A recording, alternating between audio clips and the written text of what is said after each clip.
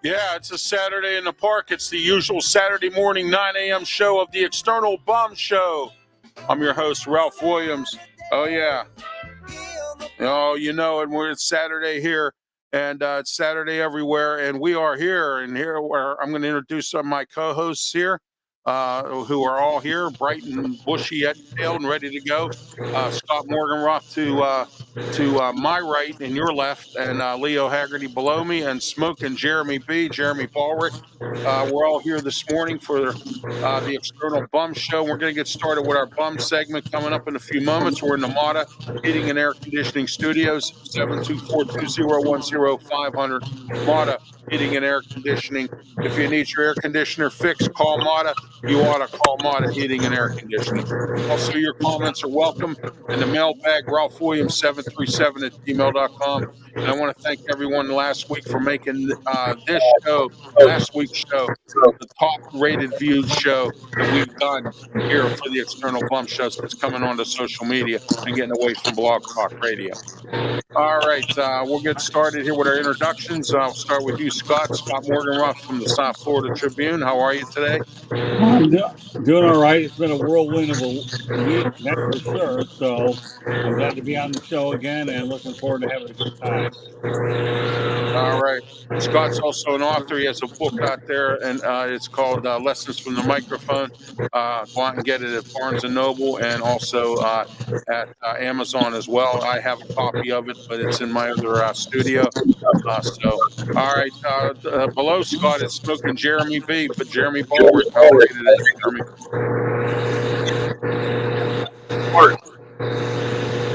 There's Jeremy. Okay. I'm sorry, what did you say? I'm doing fantastic. Ready to talk a little sport. All right, great. All right, and then below me is Leo Haggerty from Amped Up Sports. Leo, how are you today? I'm fine, Ralph, but make sure you enunciate those words because it kind of, if you run them together, it's not good. So I am below you. So that's oh yeah, below me. I'm sorry. I didn't mean to. That's good. But I'm out of $1 practice today. It's hotter than heck. We're expecting a little bit of a tropical storm later today. Scott, you down still in South Florida or are you up north? I'm actually back in South Florida. So, in fact, I can empathize with what you're going to go through at $1 places. I go down to the Miami Hurricanes and sweat it out over in Coral Gables when I go out there and handle a practice there. So, you know what, Leo? I'm with you, brother. I really, really am. And I guarantee you one thing. It won't be a Sun Devil shirt tomorrow, but I will wear a white shirt so I can absorb the heat as much as possible. But, yeah, it's been a whirlwind being in Wisconsin for 6 days. 2 days later, getting a van, which I did get a Honda Odyssey XL, EXL. And I can empathize with you, Leo, that's for sure. Yeah, I got a Chrysler Pacifica on Tuesday, wheelchair accessible van, and Scott and I are both happy to get our vans and making my life a whole lot simpler as far as getting around. Ralph, accessible van. I was looking at the Pacifica. For some reason, it didn't do a lot for me. And then since we got a Honda with my wife, and then I like the Odyssey, that's why I like to go. But I tell you what I did do, though, for people who look at the sales thing, for me, I was using Chrysler to go out there and put them in competition with Honda until I was able to squeeze this thing as far as I could do. And my brother-in-law actually is retired from there. I could get a number, so that's how I was able to manipulate the numbers a little bit in our favor. All right. Okay, guys, let's get started with our bum segment. We'll start with you, Jeremy, this morning. Here, Jeremy, you're bum for today. My bum is Scott Harris. Okay. He had a chance to either buy and make the team better or sell and make the team better. And what we got didn't make the team better. All right, Leo. Well, I'm going to go with my bum, the Olympic Committee, for a plethora of reasons. We can look at the trans boxer. We can look at the picture of the Last Supper, but here's the worst one. How about this asinine rule they have that only 2 gymnasts can make the finals from a specific country? Excuse me, I thought you were supposed to pick the best. Jordan Childs finished 4th in the all-around. Not 7th, not 12th, 4th.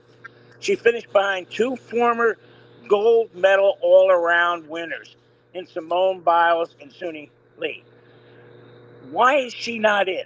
The fact that you haven't changed this rule is it's criminal. And they're not just the bums, they should be locked up. All right, Scott, you're bum. You know, I'm going to think outside the box on this one. This is for a lot of people that are actually learning about dealing with car people.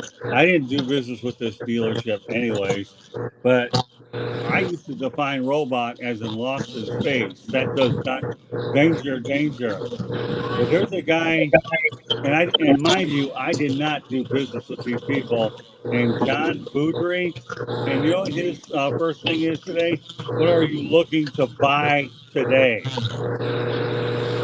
What are you looking to buy today? I'm thinking, well, one thing is for certain, he is a robot, okay? And number 2, what was interesting about the whole thing is this dealership was actually bought one vehicle many years ago, and I was able to do real well on it. But then gave them opportunities, and they didn't have the vehicles in stock. And to me, I hear, what are you going to buy today without a warm-up? To me, that is something that people should be conscious of when you deal with car dealerships. So albeit it's not sports, this is a lesson of life for all of our viewers out there.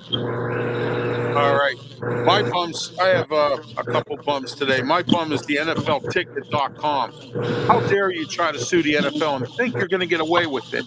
And guess what? The NFL went to a judge, and now this lawsuit's being removed. So guess what? You got an egg on your face now for this crap. And you try to squeeze all these, and then try to squeeze the NFL for billions of dollars, and now the teams don't have to worry about paying that $450 million each team, and they can do some stuff with that money other than giving it to the NFLticket.com.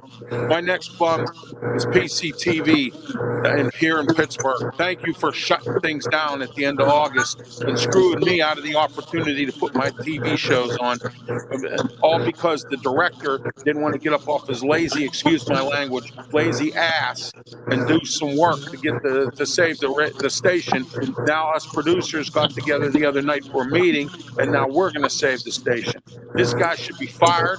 He should have been fired a long time ago. And he and I have had numerous arguments about ideas for the station. He didn't like my ideas. He didn't like any other producer's ideas. So now the station's shutting down the end of August, but it's not going down without a fight from us producers. So I can put my 3 TV shows I want to put on and get my media outlet moving. And that's my bums for today. All right. In our comments section, Megan, who's a steady watcher from Australia. Megan, thank you for being part of the program. It says, hey, boys, can't stay, heading to bed, but stopping in to say hello. So hello to you as well, Megan. Thank you for watching as well. All right. And your comments are welcome in mailbag, RalphWilliams737@gmail.com. You're also welcome as to express your opinion in that regards. All right. Speaking of the NFL, kind of also want to say the NFL Hall of Famer bums too for not putting Hines Ward in there. Hines Ward deserves to be in the Hall of Fame. He was a good wide receiver in his time.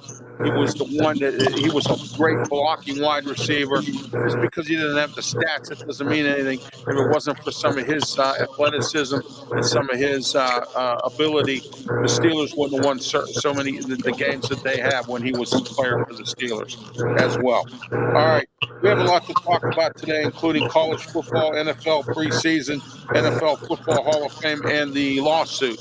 Let's get started with the Hall of Fame. Guys, your thoughts on the Hall of Fame, who's going in, who didn't get in. Let's start with you, Scott. Well, I think the most inspirational story of this particular weekend is Steve Gleason.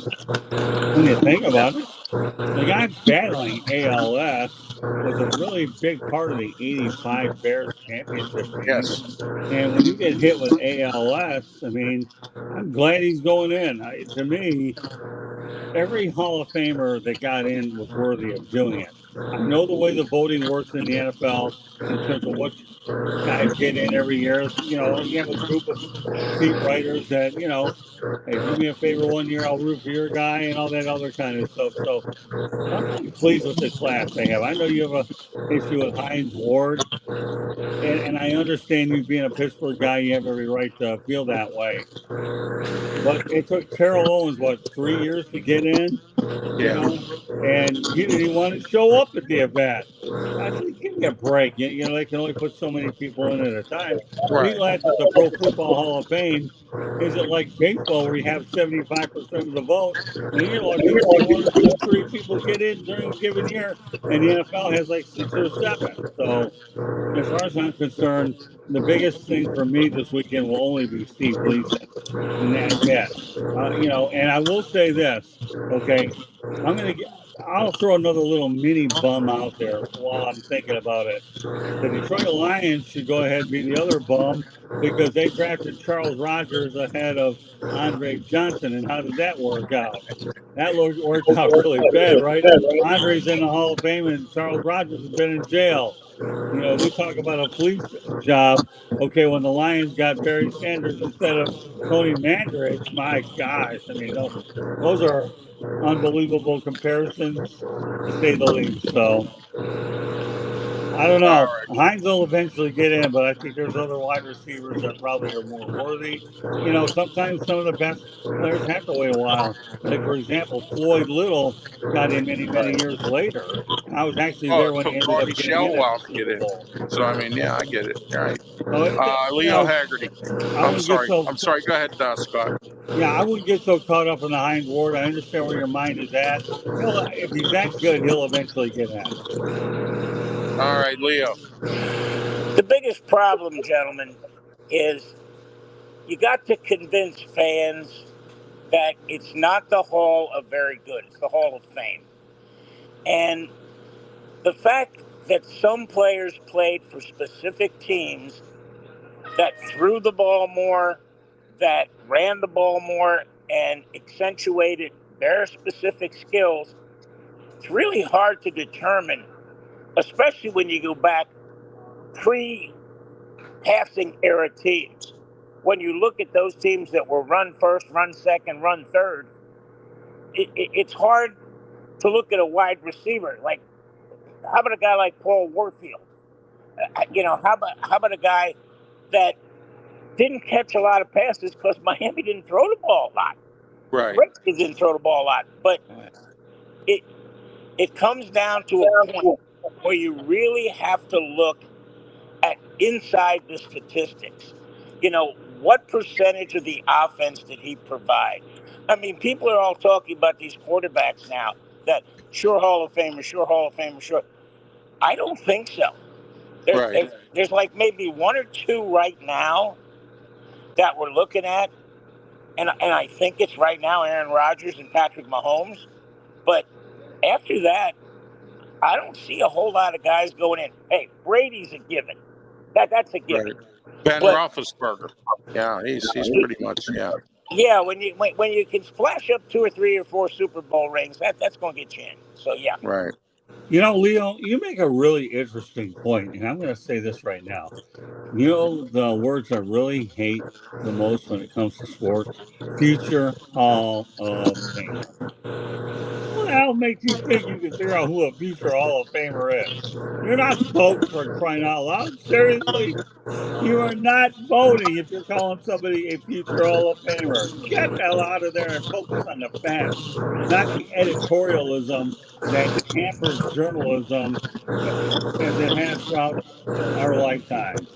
Future Hall of Famers should be, to me, are considered a expletive. I think it's just horrible. But yeah, when you win championships, I truly believe that enhances your chances of getting in any Hall of Fame. All right, Jeremy, your thoughts? The NFL Hall of Fame. Well, you want to know who I'm impressed that got in, and it was a positionless player because he played two different positions, but he did one thing friggin' fantastic. That's Devin Hester, probably the best punt and kick returner there ever was in the game. I'm impressed that he made it. I'm happy for Mongo that he made it from the '85 Bears team, but how many is that now? 23 of the 44-man starting roster. Uh, it's great, but how many people outside of Chicago Bears fans and a couple of people that were there, our age, watching them, remember? And the Right. only one that has me up in arms, Corey Holt. He's been a part of the Veterans Board for getting in now for 3 years, and they still haven't put him in. All right, we welcome Dwayne Keene to the program here. He's commenting, let's go Lions, number one pride, NFC North Division Championship title. Thank you for tuning in today, Dwayne. Thank you very much. All right. My opinion of the Hall of Fame is I'm glad that they were able to accommodate Steve Mongo McMichael. Now, not only do I know him from the Bears, I also know him from professional wrestling because, as you know, I follow professional wrestling and I talk about it. Okay. Steve Mongo McMichael was with one of the best factions in wrestling, and that's the Four Horsemen. And he had his opportunity to wrestle with Ric Flair. Okay. And that in itself, as well as being in the Hall of Fame, plus on top of that, he's also in the Wrestling Hall of Fame with the Four Horsemen. So he's going to get another ring. He's going to get another Hall of Fame. And it's great to see Steve Mongo McMichael in the Hall of Fame. And that's my thoughts and my opinion for the Hall of Fame for this year. All right. Next, we're going to talk about, speaking of the NFL, while we're on it, the NFL lawsuit. As I said earlier, I think this NFLticket.com got big egg on their face now. We'll start with you, Leo. Your thoughts on this lawsuit and the judge throwing it out. You go against the NFL, fellas, you better have all your I's dotted, all your T's crossed, and all your ducks in a basket. And a basket. Because they do not play. It's a legal monopoly, bottom line. That's what it is. And if you're going to sue the biggest SOB in the Valley, you better be right. Because if you're not right, they are going to crush you like a bug. And that's what's going to happen.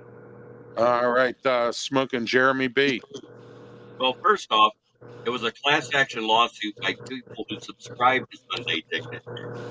And if you actually read what happened, the two guys that had the most convincing testimony, they had to throw them out because the judge said no reasonable jury would help those two. It sounds like they perjured themselves. Without those two testimonies, there's no way that those people, that class action lawsuit would have won the first time. So they threw out the two testimonies, and the other 80 testimonies didn't count. They didn't need it. So that's what it was, and it was only $447 million if we tripled it, calling the NFL a monopoly. So, and they already said they doubted that would happen. So the worst it's going to be is that $146 million.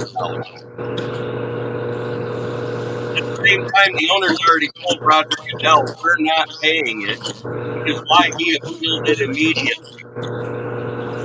All right, Scott Morganroth. All right, well, here's the thing.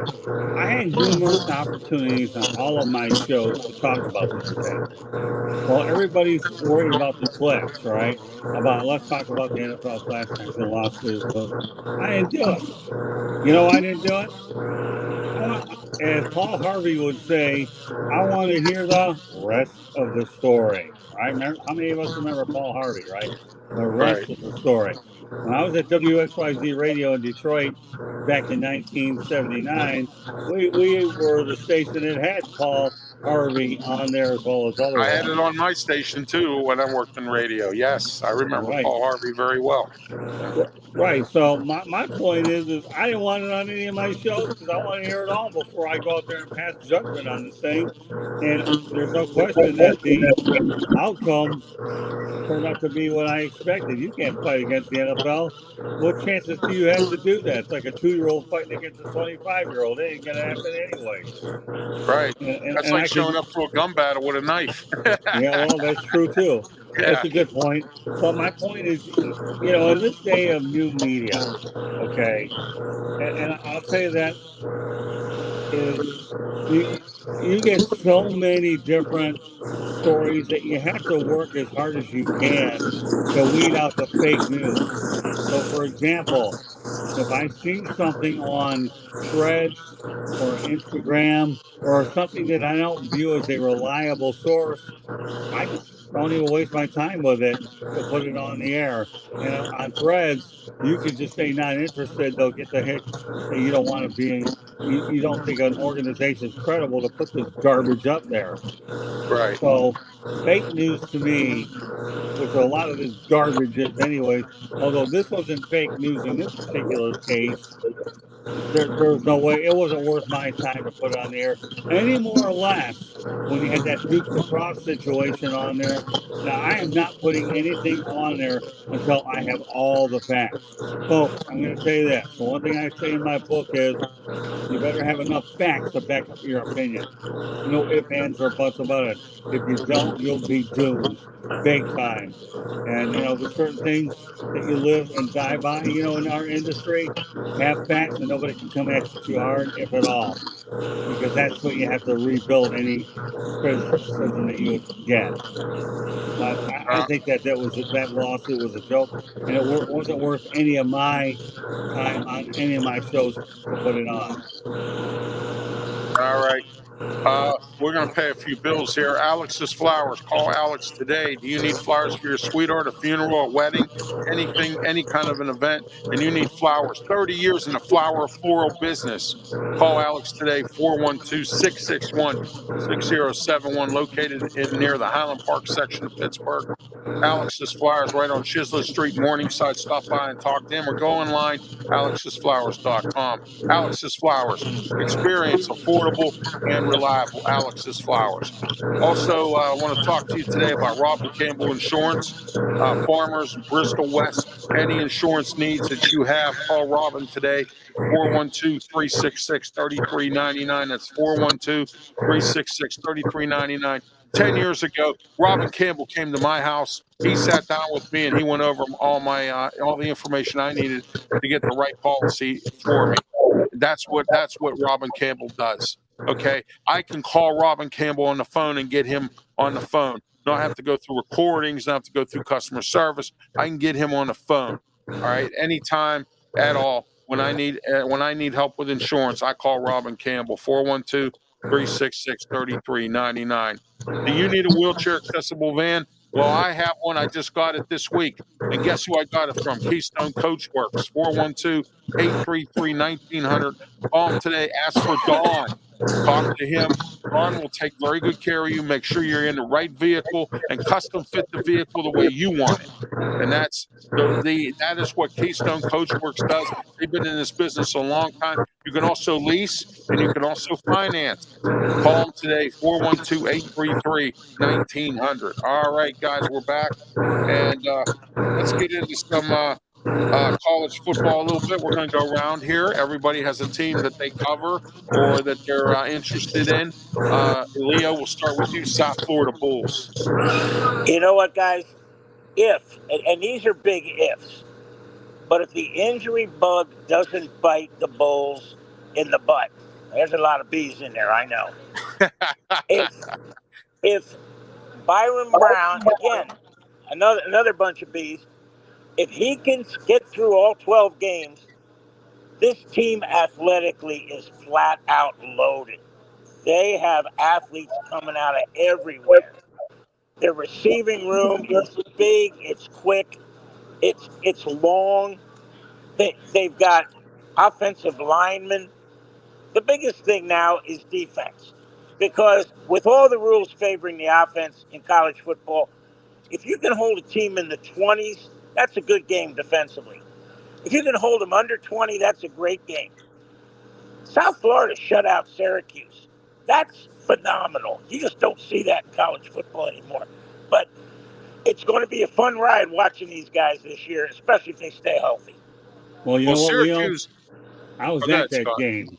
I was at that game when they shut him out. And one thing you forgot is Alex Bullock is a heck of a coach, too. Yes. And I think they've run through a wall for that guy. So love his energy and his passion. I was at that game. I couldn't believe what I was watching. My alma mater crushed Syracuse. It was pretty fun to watch. Oh, yeah, it was. And here's Dwayne Keene. He says, we're going to bite the kneecaps all year long. He's talking about the Detroit Lions. And then good morning to all. And good morning to you too, Dwayne. Thank you for watching as always. All right. Leo, they're in the AAC. What do you see the South Florida Bulls doing this year in the AAC? Do you see them taking a championship, getting in the middle? What's your thoughts? Well, I'll tell you what. The media picked them fourth. And after they opened up with Bethune-Cookman at home, travel to Alabama, then they get Southern Miss, and then Miami shows up. But catch this, their first two conference games are Tulane and Memphis. Wow. They were both picked 1 and 2. So we're going to know real early what they look like. So, yeah, it's the good news about the schedule is, guys, there's 12 games. 9 of them are Saturday. There's a flex that last game Thanksgiving weekend, either Friday or Saturday.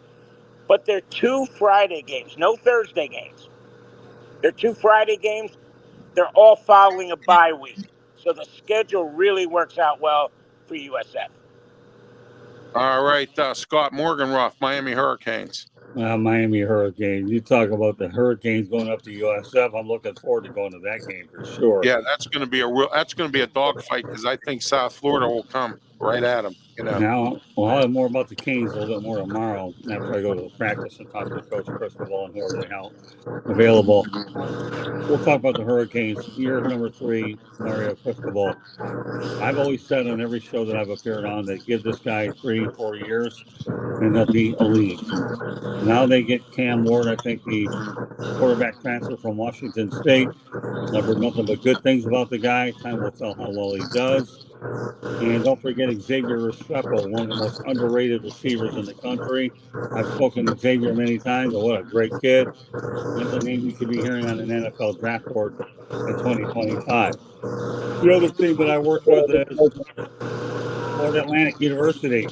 Yes, a Friday game against Monrovia USF. I have to tell you, though, that when USF smoked Syracuse, I had no problem wearing my USF colors in that stadium at all. As proud as heck, it was all USF that day. Nobody could say a darn thing about it. But my point here is this, okay? Year number 2 of the Tom Herman regime.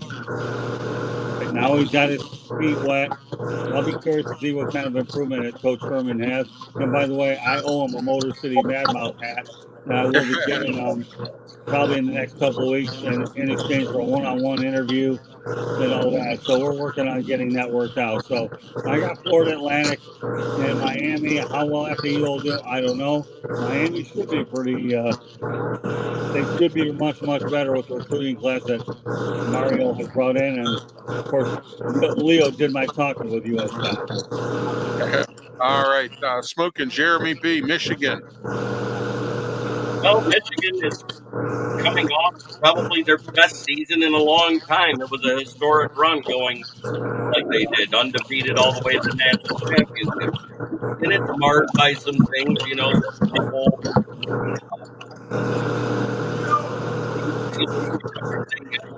everything in season, then he moves away and goes to the NFL before the rest of the punishment comes down. That was unexpected because he literally said his goal was to get Michigan a national championship. He did it. Now he went back to the NFL. He's trying to get that elusive Super Bowl ring. But he had, I don't understand why he took a job with a team that has in the AFC had the same results as the Dallas Cowboys this century. All right. They just don't seem to get it done. So, but Michigan, I'm looking for them to be like a 9 to 10 win team because I see them struggling with a few of the powerhouses, including Ohio State. And if they do manage to beat Ohio State, expect Ryan Day to have walking papers before he gets back to the office. Jeremy, it's funny how you say that. I kind of in my mind thought that Michigan winning 9 or 10 games is realistic. It really is. I mean, that wouldn't be. I mean, now we're coming off a national championship season, right? Okay, massive turnover in the coaching staff, a brand new head coach, and don't sell Martindale short either because he's a heck of a coach. So if you win 9 or 10 games after the player and the coaching turnover, nobody's gonna sit there and worry about it. Really not. They don't care. They got their national championship. First one, the first one, since I think World War II, where nobody can say they divided it or anything. I think outright national championship is what I'm looking. So they got that grill off their back. So, and I think Michigan 9 or 10 wins is realistic. All right. Todd, I wanted to ask you about Wisconsin. I don't know if you follow it as much as Candy does. What's your thoughts this year, Matt Rule, in his second season? What do you think Matt Rule's going to do this year up there? Well, I don't think Matt Rule's going to do anything in Wisconsin because he coaches at Nebraska. Okay. I'm sorry, Nebraska. Jeez, But man. I meant Luke Fickell. I'm sorry, Luke Fickell. Nah, I'm just kidding with you, Ralph. I'm busting your chops. I just don't want Matt Rule to get credited with wins and losses in Wisconsin when he's not part of the coaching staff. Yeah, I'm just kidding with you. Yeah, I got the coaches mixed up. My apologies. It's okay, Ralph. It's okay. It happens to all of us. You're not the first one. You won't be the last one. Even with tired, weary eyes, BALLREICH. But, the way I look at it is this, okay? I think Tyler Van Dyke is the new quarterback over at Wisconsin. I've seen him play a couple of years, pretty good quarterback. Of course, the competition is going to be fierce in the Big Ten. So I think Luke Fickell will improve by about 1 or 2 wins. But, when you're with coaching Wisconsin, which is like a middle-tier team in the Big Ten, you can't forget who you're bringing in. You got USC, Oregon. I don't think Washington will be a fraction of what but even USC and Oregon, and on top of what you have, it's going to be a challenge. It'll be a challenge for the Badgers this year. Oh, yeah. All right. Pitt, Penn State, West Virginia. I just did a college football special on Tuesday on my Sports Corner show with Smoking Jim Frazier and myself. I had 3 different reporters on that cover. One covers Pitt, one covers Penn State, one covers West Virginia. Neil Brown down in West Virginia was on the hot seat last year. He finally got to a bowl game, and the hot seat's kind of gotten a little colder now. So we're going to see where Neil Brown goes. Okay. I put in my application for media credentials for Pitt this year, and I'll probably be at the backyard brawl at Acrisure Stadium. So I'm hoping to be there to see that game. That's going to be a very interesting game. Not only does West Virginia, but Penn State. Penn State, James Franklin, and the gang up there are always tough. They always play good at home, and they always sell out their stadium up there. I had Emmett Mahan on from Draft Nation, who works with Joe Kuglis and JT Toth, and with Draft Nation, formerly known as Draft 412. And Emmett told me the team is sort of rebuilding a little bit, but he says he thinks they're going to be tough and they should be up there with the rest. But you're right about this, Scott. The Big Ten's gotten tougher this year with Oregon, USC coming in. It's going to be some tough sledding for anybody in the Big Ten this year as far as that goes. The ACC, on the other hand, has the same situation. You have SMU, California coming in. Pitt has to play both of those teams this year. They go to SMU, and Cal comes here to Acrisure Stadium. Pat Narduzzi's in his 10th season, and I think, and I was told that this year he is on the hot seat because he has to get this team at least 6-5 and into a bowl game from that 3-9 debacle from last year. This year now he has a new offensive coordinator in Cade Bell from Western Carolina, who runs a go offense, very fast, very speedy. I checked out the spring game, and it looks like it's really good. But my concern, everyone, is when you come in with a new offensive system with the talent from the last system, which was a power running game and not a go system. That's the concern for this year. If they squeeze out 6-5, Pat Narduzzi will save his job. If they go again, I heard that the alum will not be satisfied. Pat Narduzzi may get fired. But we're going to find out what happens this year with Pitt as far as that goes. It's a very tough sledding schedule. They have West Virginia, and then they need to beat Cincinnati at Cincinnati. They shouldn't have lost that game that was here last year. They have to go at North Carolina, California. Syracuse has a new coach. SMU. That's going to be a dogfight. We go to SMU. We've never been to SMU. We don't, And Virginia, we'll see what they do with Tony Elliott. Clemson, as always, Dabo Swinney always puts out a good team, and we've beaten Clemson a few times. Louisville, we beat them last year, but we're at Louisville, and I'm interested to see what Bill O'Brien does at Boston College. So we're going to see how that works in the ACC as well. Guys, I think you'll agree with me on that. All right, let's move on. Ralph, don't forget that.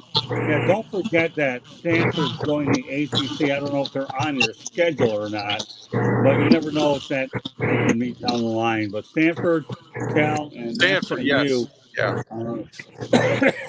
Stanford's not on our schedule this year. They what? They're not on our schedule this year. No, but I still want to acknowledge the fact that yes.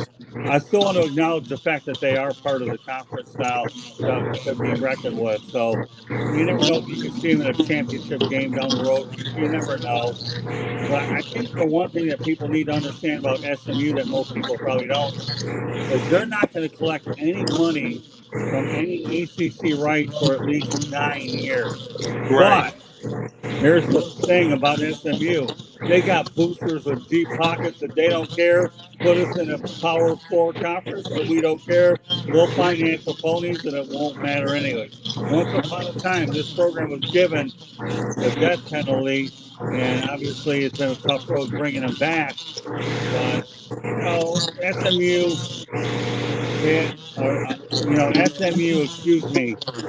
California and Stanford are, it'll be interesting to see some of these West Coast teams play.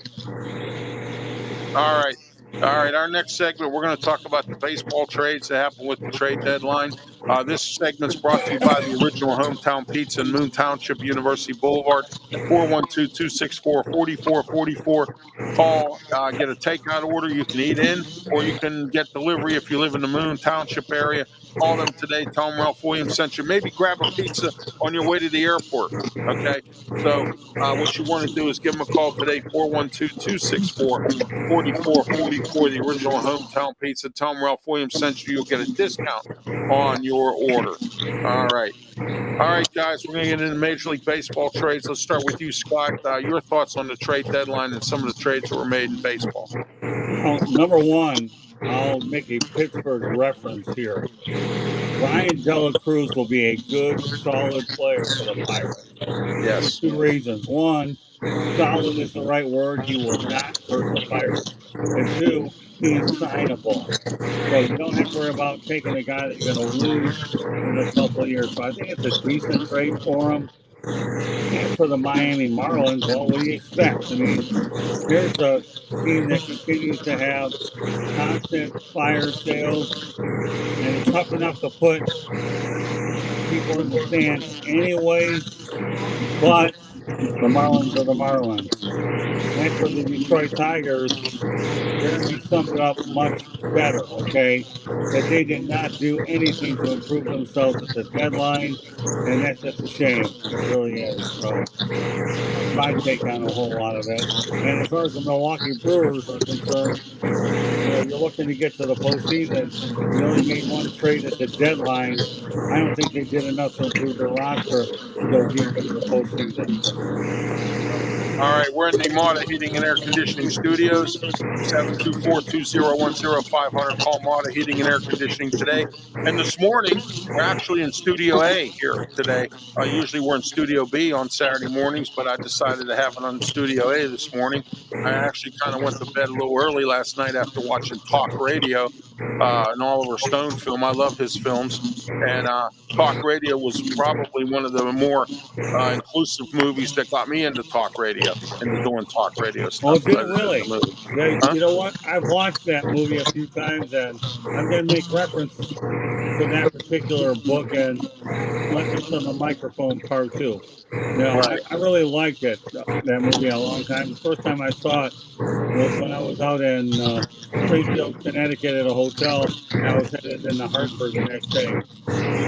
Yeah, that's a good movie. I have to get my wife to go ahead and watch it as well. Although she probably wouldn't want me to be like that because, she figured I'd get killed anyways. And I always seem to reach my medical deductible in February every year. All right, Leo Haggerty, Tampa Bay Rays. I heard they're selling out. What's going on? Yeah, they tried to trade Raymond, the mascot, and there was no takers. But the biggest problem right now, guys, I think with Major League Baseball, is you got a few of the notorious sellers that may be buyers, albeit San Diego Padres. They're always buying. Kansas City Royals. I mean, normally Kansas City is dumping talent, but look at what they are. They're sitting pretty. They're probably going to make the wild card. Now, in the National League, if you're 500 or even close to it, you're still in the wild card hunt, which is great for baseball, because now you've got teams going into August and September playing meaningful baseball games. Yeah, now I know, Scott, the Miami Marlins, that's a tough thing. They're pretty much out of it. Stick a fork in them. I get that. The Chicago White Sox, they're terrible. But pretty much, if you're at 500 in the National League, you're still in the race. If you're 2 or 3 games, 4 games above 500 in the American League, you're still in the wild card hunt. Well, you want to know a really crazy, unusual story that happened to me about the trade deadline? You guys are really, and this is going in the next one too. I'd like to throw a couple teasers out there for the second one. Okay? Sure. I interviewed Brian Hoeing, the pitcher, Sunday. Thank God to Luis Durante Jr., one of my friends in the Marlins organization, finds a way to get me the players. What do you think happened, Brian? 48 hours later, traded to the San Diego Padres. Video's already up there, and I still have to write the story, which I'll probably do over the weekend now that I have a little bit of time to catch my breath, right? Okay. Now, the Padres are coming in town, I think, next weekend. I'm going to try to catch up with Brian. I don't know if I can or not. I'm going to try to catch up with him in a Padres jersey instead. You want to talk about one of the most bizarre things I've ever seen? You interview a guy, Hoeing goes from Hoeing to a Boeing out to San Diego, right? Boeing's the name of an aircraft, right? Or airline, or whatever you call it. And that interview was pretty neat. The guy that played basketball at Indiana. We had a lot of good things to talk about with Indiana and all that. So, Leo, it's funny how you talk about the Marlins, because you kind of set me off a little bit about talking about Hoeing. And the amazing part about the guy, he's a super nice guy. Luis Durante Jr. has done a great job getting me 2 players. And not only pretty decent players, but they're great people. They really are. Gotta love my Luis, man. How you like that? Does that blow you guys away? You interview a guy 48 hours later, you shipped out to the West Coast. Yeah, you got to change the interview line there, don't you? What's that? You got to change the byline on that to all of a sudden, Miami Marlins / West Coast. Well, it's funny how you say that. When I write the story, there's a chance that what you're talking about headline, we could make the change like that. I don't know, but I'm looking forward to writing the story nonetheless. All right, Dwayne King. Kind of a parting shot, right, Scott? I don't know about that. I think it was one of the most enjoyable experiences that I've ever seen because the guy's a super nice guy. I got this interview about an hour before the game time because we were really up against a lot of situations that weekend with Milwaukee. But luckily, we were able to get to the Sunday game. Certain things on Friday and Saturday didn't work out, but it didn't matter. I thought the best game of that series was Ryan Braun ended up going into the Walk of Fame. And now, of course, they pulled the rabbit out of their hat with Ryan Owing. So, and he spelled his name, Bryan, is the same as my middle name with the same Y in it. So it was a lot of fun. That's what makes this so interesting, Jeremy. And take note on this. Right when you think you've seen everything, you haven't. And all of a sudden, if you can't, Leo will tell you as well, if you can't think on the fly fast, you're in trouble, right, Leo? Absolutely. And I'm trying to drill that message into BALLREICH as well. You can do all the 9 million podcasts you want, but until you're in the field and stuff like that comes up, it's like, holy shit. How do you change gears that fast? And let me tell you, whether you've been in the business 4 days or 40 years, it doesn't make a lick of difference. You got to be able to adapt to all these different curveballs, and you better be able to know how to do them pretty quickly. And I'm not knocking you, Jeremy. It's just a teaching moment. You know what I mean? That when you're in the field, it's a much different animal than wearing a headset or talk into a microphone. That's all. I get it. Guys, Jeremy, you're next. Your thoughts on the MLB trade? The MLB trade deadline, like I said, I called Scott Harris my bum because his best trades happened 2 days before the deadline. The ones he did the day of the deadline were less than desirable. His best trade was trading struggling right-handed reliever Andrew Chafin to the Rangers and getting back prospects that can help the bullpen in the future. One being Montalvo, which will be like 2 or 3 years down the road. He's been playing single high A with 13 starts, 2.44 ERA. And then Chase Lee, who's been playing triple A with the Rangers club. And he's got a 1.93 ERA over 10 2/3 innings as a closer. And only one thing. So that's somebody to look forward to coming up, an actual closer instead of making a reliever a closer like he's done. All right. My Pittsburgh Pirates, I thought Ben Cherington did a really pretty decent job this year with some trades. We didn't just sell, we bought. We brought guys in like De La Hoya, as Scott mentioned. We brought in Weaver from the Mets. We traded for him. He's a good middle reliever. We also got a few other guys, some good minor leaguers like the York kid. This guy has super duty. He played every position on the field, including catcher. So, I mean, this guy is phenomenal. His name's Mike York, and I think he's going to be a really good player. We traded again with San Diego. We traded off Martin Perez. Martin Perez was hurt. He had a couple good starts, but it just wasn't working here with him. So we ended up trading him away. And I thought that the trade deadline wasn't a bad thing. Some guys got moved around all across Major League Baseball. And I believe it wasn't a bad MLB trade deadline as well. Dwayne King said, let's go Wolverines, Big Ten championship and national championship. Thank you, Dwayne. Go ahead, Leo. Yeah, real quick. What amazed me is there wasn't that blockbuster move. You know, everybody just went, wow. It was just a bunch of, middle level trades. Yeah, but you know what, though? Let me mention this. Thanks for bringing that up, too, Leo. Jazz Chisholm Jr. will be a superstar. You're right, Scott. That's a huge trade. Let me tell you what, though, guys. Jazz Chisholm Jr. will be a superstar in New York. How would you like to be batting behind Aaron Judge and Carlos Stanton and the rest of those guys compared to what he did in Miami? Let's face it, okay? I've talked to Jazz many times, all right, here in Miami. And, there's one word that describes this guy. He's a spark plug.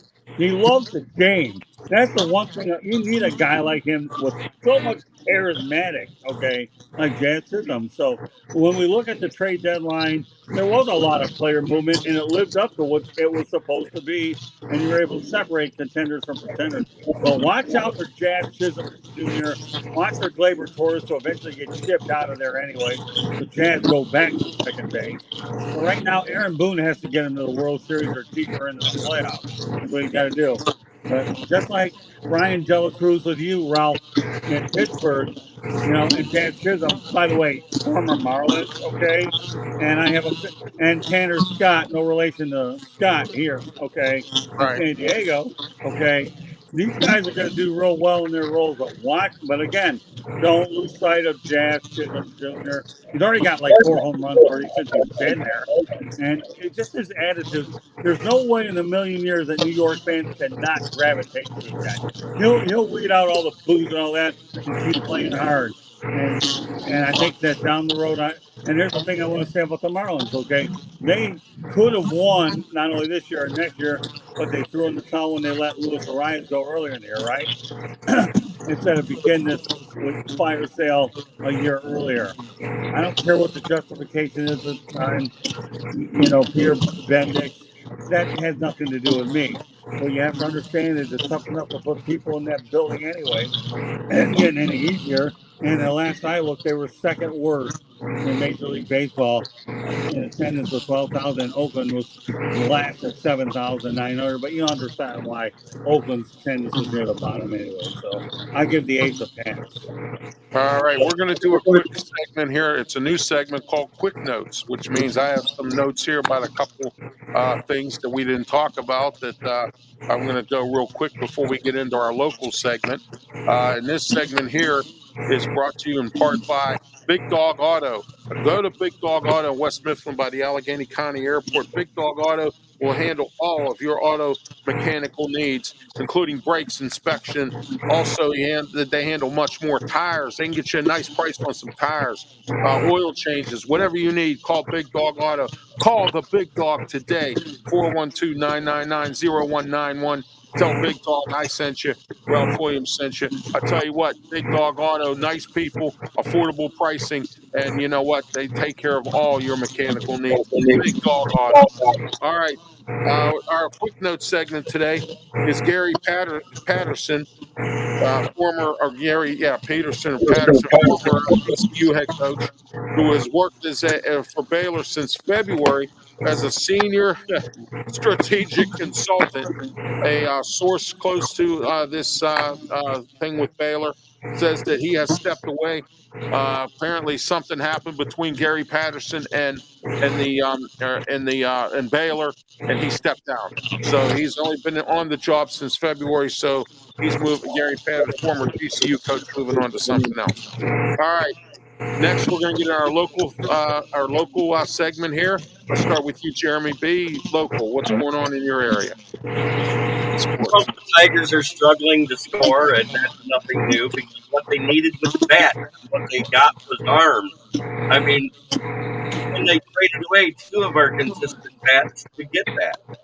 But at the same time, if they wouldn't have traded away Carson Kelly, we wouldn't see Dingler up at the major league level. He'd still be languishing with the mud at the 800 OPS. So he came up and in his first night, he got a walk, a double, and an RBI, and I think that's a pretty good opening night for a guy that's been at AAA the last year. Other than that, it's camp as usual. There's been a few injuries at the Lions, and we're moving forward and seeing who's got what and who can do what. All right. Scott Morganroth. Well, here in South Florida, very low-key time of the year, wrapping up football a little bit. But it won't be long before the Florida Panthers have to get refocused again on defending the Stanley Cup. Right. So all I can say about the Panthers is you better enjoy all your moments with that trophy, where you're going to take it from here to Siberia. It doesn't matter.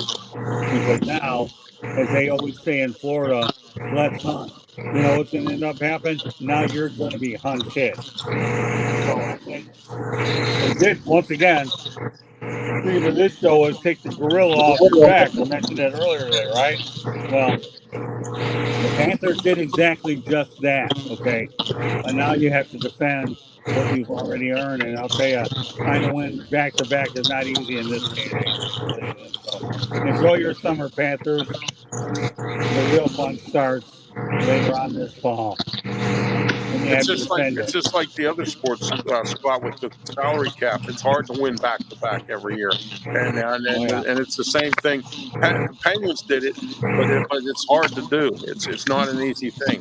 All right, Leo, you're local. One real quick note there, Ralph. The last team to do it was the Tampa Bay Lightning. Went Right, back to back.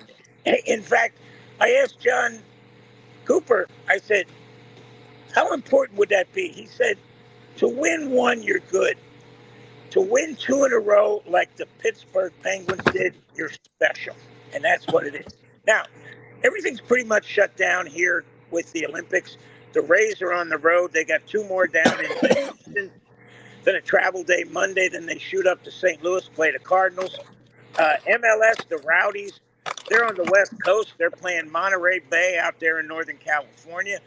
But we've got the Stateside Cup tonight, which is West Ham and Crystal Palace, two Premier League teams. They're going to go at it in Tampa Bay. I hate to add this, but guys, it's weather permitting. That's for sure. Yeah, we have soccer coming here. That World Cup soccer, class soccer, whatever. It's coming to Acrisure Stadium. It's sold out. So that's coming here. So soccer's really getting big everywhere. I mean, because of the World Cup and everything. But as far as the Pirates go, they did a pretty decent job, as I mentioned earlier, in the trade deadline. They're in the wild card race. They need to start winning consistently and stop losing stupid games and quit making dumb mistakes that they've been making. They try to they have been called the comeback kids this year. They've done a lot of comeback wins. We'll see where they go. The Steelers, as far as training camp goes, they had what they call the public training camp spectacle. I call it. It's in Latrobe at Latrobe High School. It's sold out. I think you see like about 6,000 people, and they had their it was open to the public, $10 per ticket to get into it, and they came in and did their practice, signed autographs, did everything else. The key problem that we're having right now is Roman Wilson. Roman Wilson went down with an ankle injury, and he's supposed to be our number 2 wide receiver. And we went out and signed a couple ham and eggers over the course of this week. Cornerback from Arizona. We signed a couple other wide receivers, one of them from the Ravens, and a few others, but they're ham and eggers. So we're going to see where this goes. Russell Wilson has a calf injury because I can't figure out how in the world a quarterback is pushing a sled. Okay. The sleds are supposed to be used for offensive linemen, defensive linemen, and perhaps linebackers. Okay. Not supposed to be used for the quarterback. Well, apparently, I think this strength and conditioning coach or whoever made him do this needs to be fired because now he caused him to have a calf injury. And but now he practiced last night. Russell Wilson, with the team at Latrobe Stadium last night. So we're going to see where the Steelers go with this. Justin Fields, it's been the whole storyline throughout the entire training camp, and we're going to see where the defense goes and where the offense under Arthur Smith goes. Also, the Penguins, big news. Evgeny Malkin said that this is his final contract with the Penguins. He's going back to Russia to play. He's going to do like Jaromir Jagr. He'll probably play till he's 50 years old or whatever, or beyond that. Malkin said after this contract's up, he's gone from the Penguins. And he said he wants to take the money and help the Penguins sign Sidney Crosby to his new contract. So that's the reason why Malkin's bowing out as well. Him and Malkin have had a good rapport, came in at the same time. They played, won Stanley Cups. So, Malkin wants to move on. He wants to go to Russia, take his time, play a little here and there or whatever he's going to do there. He'll probably make more money there than he does here in the NHL, and he can go home. All right. So as far as the Riverhounds go, they're having a rough season this year, but they're hanging in there, and we'll see if they can pull some wins out at the end and come up and get back into the playoffs. And let's hope this year they'll lay an egg. They were the favorites last year, and guess who they lost to? They lost to Detroit in a game last year in the playoffs. All right. let's get our closing information here. We'll start with you, Leo. Tell us a little bit about Amped Up Sports and how people can get a hold of you. Hey, we got a new website through BizBot Solutions, so check us out. We're covering USF, end to end, wall to wall. Out here at the Bucks today, going to get some good interviews today. But go to ampedupsports.com, YouTube, Facebook. And thank you, by the way, Leo, for putting my stuff on your network there. I appreciate it. Thank you so much. All right, next, Scott Morganroth. All right. Well, thanks again, Ralph. Another good show. Anyways, my book is called Lessons from the Microphone. If you have it nearby, since mine is already packed in my suitcase, I have to get another one out. It'd be great if we could pull it out. But nevertheless, Lessons from the Microphone, tuning into the enduring wisdom of visionary leaders, can be purchased on Amazon, Kindle, Barnes & Noble, and a bunch of other places. Talk about old school media versus new school media. Our website is www.southfloridatribune.com, for which Jeremy Ballrich does contribute content to it as well, and all of our shows are on there as well. Twitter at Tribune South. I call it Twitter. I haven't really taken me a while to adapt to the X thing any more than I'll always call Joe Robbie Stadium what it is, not Hard Rock. So say what you want about all that. But between Twitter, the website, and more importantly, Lessons from the Microphone, tuning into the enduring wisdom of visionary leaders. And also, please subscribe to the South Florida Tribune YouTube channel. I'm adding more and more great, solid commentators, and I hope that you can continue to see the growth as well. Of course, Jeremy and Ralph and Leo have been apart. I'm hoping to expand some roles here. A lot of that stuff will be announced at a later date. Glad to be on. It's been a whirlwind of a week. I still have to do this weekend, but glad this show is conveniently timed so I can get on week in and week out. All right, thank you, Scott. Jeremy Ballrich. Well, you can find me occasionally on the SouthFloridaTribute.com, wherever Scott needs me, and also on Andy and I's show Fire Up with Ralph Williams and other guests at times. You can find me on the SouthFloridaTribune.com, as he said, where I contribute my writings mostly about the Lions and hopefully some college teams coming up soon. Then also, you can also find me on my channel, which is on YouTube, Cat Fighting with the Motor City Lions, where I am 5'9" times a week, including sharing the ones I'm a part of, like this one on my channel. So you can find me everywhere. I'm on Facebook, Instagram, Twitter, Snapchat, LinkedIn. I'm all over the place. All right. Yeah, except on LinkedIn. I'm there. There's a lot going on. I'm kidding you. You can catch me on social media platforms: Facebook, Twitter, X. I'm also on LinkedIn as well, but I'm on Tumblr, and you can catch all my shows on my YouTube channel, Ralph Williams RW Media. And I just got picked up by two networks, CRSMmedia.com, which is headed up by Claudio Rosano, and I just got picked up by him. My shows will be on his network. My website is just about done, and I want to thank Dada for doing my website. I want to thank them for that. That's coming real soon. A brand new RW Media website. I'm also going to be on Fan First Sports Network real soon, and also several other networks as well. I just had the president of ASAP Sports on this past Tuesday on my college football spectacular. So I just want to let everyone know that RW Media is moving along, and I'm also working on my own Roku channel, and I'm going to start shortly be on Spotify as well. And I want to thank Scott for having me on the Fire Up show, and I want to thank Jeremy for having me on Wednesday night for the NFL Roundtable, and I want to thank and Leo as well for the Amped Up Sports for letting me put my shows on there as well. Sideline Sports and a whole bunch of others. Go ahead, Scott. Yeah, let me add one thing about Ballrich, because I like to have fun with this guy. In the eyes of Joshua Burstein and Blake Lozinski, okay, I know he's on LinkedIn, how often he's on it, but we'll just say we'll call it a dog check and a ball buster and leave it nice and easy so this guy doesn't feel like I'm embarrassing him on a national platform. So that's okay. But to your credit, pal, at least you're wearing the right cap. So we give you that. All right, guys. For Leo Haggerty, Scott Morganroth, and Jeremy Ballrich, I'm Ralph Williams. Everyone have yourself a great week, and we'll see you next week right here on the External Bum. And thanks for your comments. Thanks for watching. Be safe.